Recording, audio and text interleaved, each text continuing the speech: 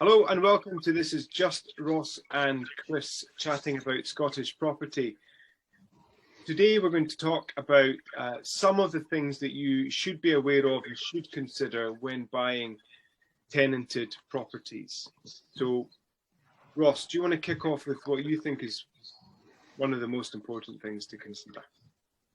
Yes, well, one of the most important things would be that when you buy a tenancy property on day one, you get rent coming in to you. So it's rent apportionment. So at the day that the sale is complete, there should be a calculation of what rent is due. It depends obviously when the sale completes within that month.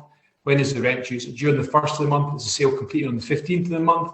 Then there's an easy calculation there to complete over. The previous owner gets half the month, and then going forward, the new owner should get the apportionment of rent. Sometimes that apportionment has been allocated to the tenant, to the landlord, and that just needs to be obviously calculated by the solicitors as part of the process.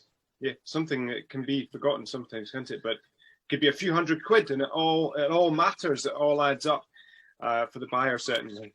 I would say safety compliance, so the safety certs. So has the property got an EICR? Has it got a gas, a PAT, Legionella?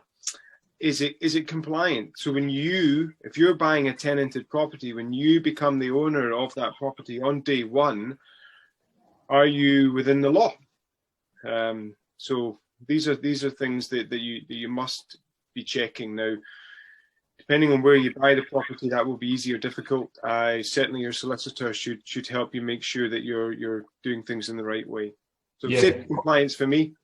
Yeah, quite often we get calls for current landlords where their safety certificate's running out about 2 weeks before the sale's due to complete, and say, well, it's actually run out with 2 weeks to go, but I just hold off renewing it and let the new owner renew it. And I said, no, you have to renew it, even if it's 2 weeks ago, you have to renew it.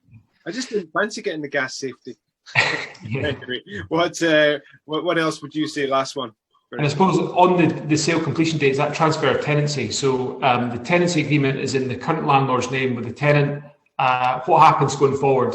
Nothing really. It's just that the new landlord steps into the shoes of the old landlord. The same tenancy agreement can continue to run.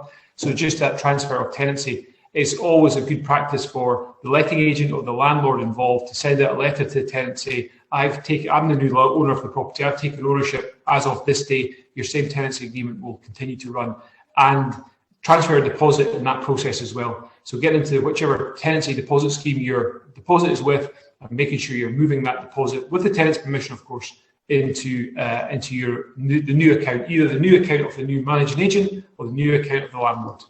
Definitely. That non-requirement of a new lease can be a big surprise for people, but it is the case. I mean, there's an argument for what's best to do, but certainly a new lease is not required, and that's been checked with solicitors, and we even wrote an article, a blog about it. And there's a blog written about, I think it's 5 things to consider when buying a tenanted property. There'll be a link to that blog just underneath this video. I hope that you've enjoyed listening. Anything else we should say, Ross, actually, before we wrap up? Just get advice. Yeah, definitely take advice. Either advice from your solicitor, advice from your letting agent, or advice from the agent that's handling the sale. Make sure you've got everything in place, because the last thing you want is any surprises when you take that ownership of that property.